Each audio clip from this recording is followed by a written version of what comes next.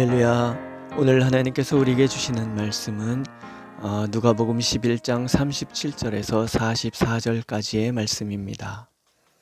예수께서 말씀하실 때에 한 바리새인이 자기와 함께 점심 잡수시기를 청함으로 들어가 앉으셨더니 잡수시기 전에 손 씻지 아니함을 그 바리새인이 보고 이상히 여기는지라. 주께서 이르시되 너희 바리새인은 지금 잔과 대접의 겉은 깨끗이 하나 너희 속에는 탐욕과 악독이 가득하도다. 어리석은 자들아, 겉을 만드신 이가 속도 만들지 아니하셨느냐. 그러나 그 안에 있는 것으로 구제하라. 그리하면 모든 것이 너희에게 깨끗하리라. 화 있을진저 너희 바리새인이여, 너희가 박하와 문양과 모든 채소의 11조는 들이되 공의와 하나님께 대한 사랑을 버리는도다. 그러나 이것도 행하고 저것도 버리지 말아야 할지니라. 화 있을진저 너희 바리새인이여, 너희가 회당의 높은 자리와 시장에서 문안받는 것을 기뻐하는도다. 화 있을진저 너희여, 너희는 평토장한 무덤 같아서 그 위를 받는 사람이 알지 못하느니라. 아멘. 바울 사도의 표현처럼 신앙은 뒤의 것을 돌아보지 않고 표대 되시는 예수 그리스도를 향하여 전심으로 나가는 것입니다. 이미 얻었다 하거나 이미 이루었다고 말할 수 없는 것은 우리 안에는 끊임없는 탐욕과 욕망이 있어 우리를 넘어뜨리기 때문입니다. 바울 사도께서 로마서 8장에서 외쳤던 성령의 생명의 법이 주는 자유의 선언은 우리의 죄성을 자각한 데서 오는 겸손과 동시에 그러한 죄성을 덮어주시는 하나님의 은혜에 대한 감사의 표현입니다. 결코 우리 안에는 자랑할 것이 없다는 뜻입니다. 예수께서 바리새인과 율법사들에게 대해서 나를 세우시는 이유는 그들의 교만 때문입니다. 자신의 죄성에서 한 걸음도 벗어날 수 없는 죄인이 스스로 의인인 체하며 사람들을 속이고 심지어 하나님까지 판단하려 드는 그 교만입니다. 너희 속에는 탐욕과 악득이 가득하도다. 주님이 지적하시지만 그들은 자신들 안에 있는 죄성을 자각하지 못합니다. 그래서 오히려 주님께 거세게 달려들어 따져 묻고 책잡으려고 노력하지요. 그들의 교만과 어리석음이 참 대단하다고 느껴지지 않으십니까?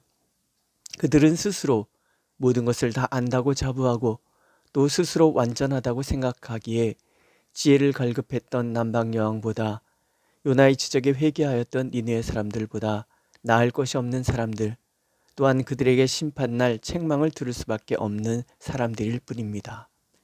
그러면 어떻게 위선의 어리석음에서 벗어날 수 있을까요? 예수님께서 세 가지로 설명해 주시지요. 첫 번째는 내 안의 죄성을 정확하게 볼 수 있어야 합니다. 어리석은 자들아, 겉을 만드시니가 속도 만들지 아니하였느냐. 주님의 이 질문이 답입니다. 우리 안에 죄성, 탐욕과 악독은 스스로 자각할 수 있는 것들이 아닙니다. 오직 겉과 속, 몸과 마음을 창조하신 하나님 앞에 서는 것밖에 없습니다. 하나님 앞에 설 때 우리는 적나라한 죄성을 보게 될 것입니다. 그 죄성을 들여다보는 순간 우리는 하나님의 심판의 그 어미하심 앞에 부들부들 떨 수밖에 없을 것입니다. 예수께서 구제를 해결책으로 제시하십니다. 왜 구제일까요? 구제는 비우는 행위이기 때문입니다. 비움으로 비우지 못하는 탐욕을 발견하고 비움으로 탐욕을 덜어낼 힘을 얻을 수 있습니다. 또한 비움으로 그 빈자리에 채워지는 하나님의 은혜를 경험할 수 있기 때문입니다.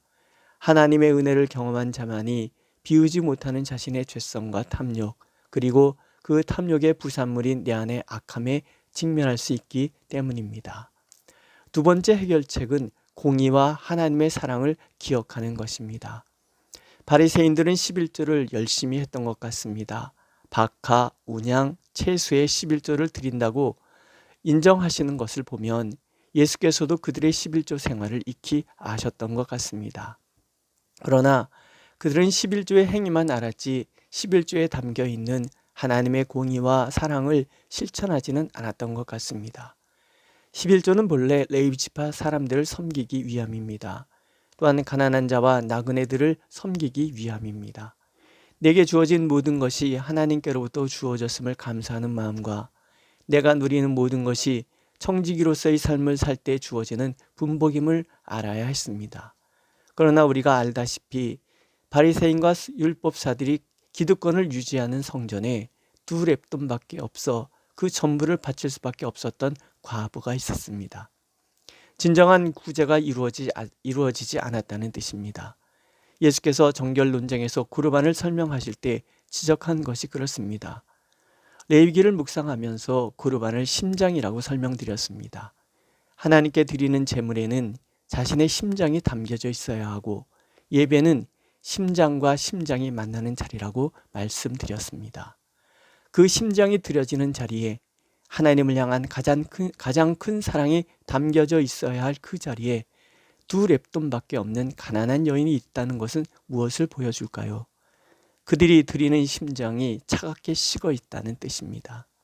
당연히 공의와 사랑은 사라지고 형식만 가득한 성전과 신앙의 삶만이 남았다는 것을 보여주는 것이 아니겠습니까? 해결책은 무엇입니까? 먼저는 하나님께 11조를 열심히 하여야 합니다. 왜냐하면 그것은 하나님의 백성의 당연한 책무이기 때문입니다. 덧붙여서 11조의 정신, 곧 하나님께서 내게 주신 은혜에 대한 감사와 그 은혜를 주신 하나님의 그 사랑에 대한 보답으로 공의와 사랑을 행하는 것입니다. 그것은 고아와 과부와 나그네로 대변되는 가난한 자들을 돌보는 것, 그리고 뜨거운 심장에서 나오는 섬김이 병행해야 하는 것입니다. 세 번째 해결책은 겸손입니다. 율법을 지키는데 자신들의 모든 노력을 다 쏟는 바리새인들의 모습은 일반 평민들에게는 존경할 만한 행동이었음이 틀림없습니다. 그들의 그러한 행동에 대한 존경을 담아서 사람들은 바리새인들을 칭송하며 시장에서 인사하고 또 인정을 받아서 회당에서도 귀인으로 대접을 받기도 했던 것 같습니다.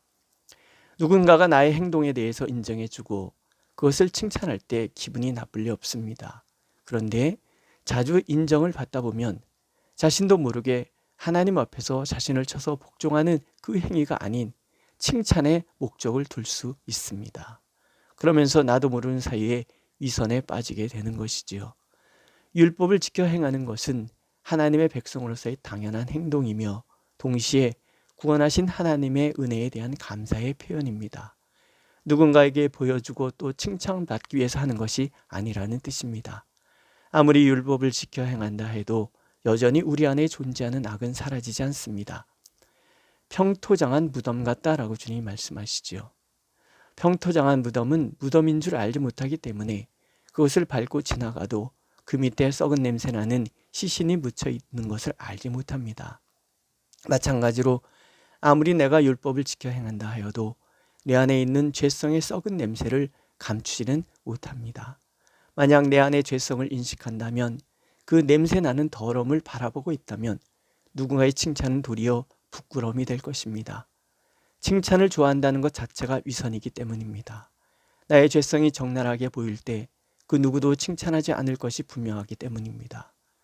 누군가가 나를 칭찬한다면, 특별히 내 신앙의 행동을 칭찬한다면 오히려 부끄러워해야 바른 신앙의 삶이 될 것이라는 이 교훈은 비단 바리새인에게만 적용되는 것은 아닐 것입니다. 우리 안에도 칭찬받고자 하는 욕구가 강하고 칭찬에 목매다 보면 나도 모르게 위선자가 될 것이기 때문입니다. 칭찬받을 때 오히려 부끄러울 수 있는 것은 내 속을 만드시고 그것을 살펴 아시는 하나님 앞에 서는 길밖에 없습니다. 화 있을진저 예수님의 책망은 차라리 탄식입니다.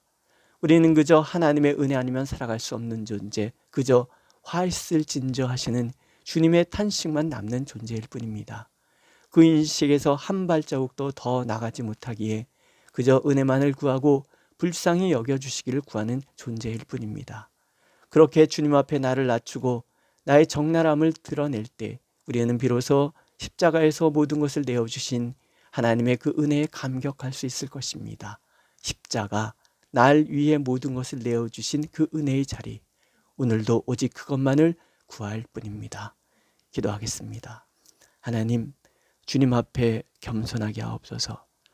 우리의 겉과 속 모든 것을 창조하시고 모든 것을 살펴하시는 하나님 앞에서 아무것도 내셀 것 없는 그저 불안하고 그저 연약한 죄인일 뿐임을 늘 인식하고 고백하는 삶을 살게 하여 주옵소서. 그래서 하나님 앞에서 정직하고 사람 앞에서 부끄러울 줄 아는, 결코 위선에 사로잡히지 않는 그런 정직한 신앙의 삶을 살아가는 우리 모두가 될 수 있도록 하나님 역사하여 주시옵소서. 예수님의 이름으로 기도드렸습니다. 아멘.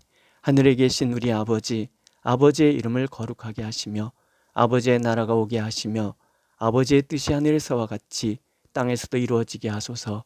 오늘 우리에게 일용할 양식을 주시고 우리가 우리에게 잘못한 사람을 용서해 준 것 같이 우리의 죄를 용서하여 주시고 우리를 시험에 빠지지 않게 하시고 악에서 구하소서. 나라와 권능과 영광이 영원히 아버지의 것입니다. 아멘.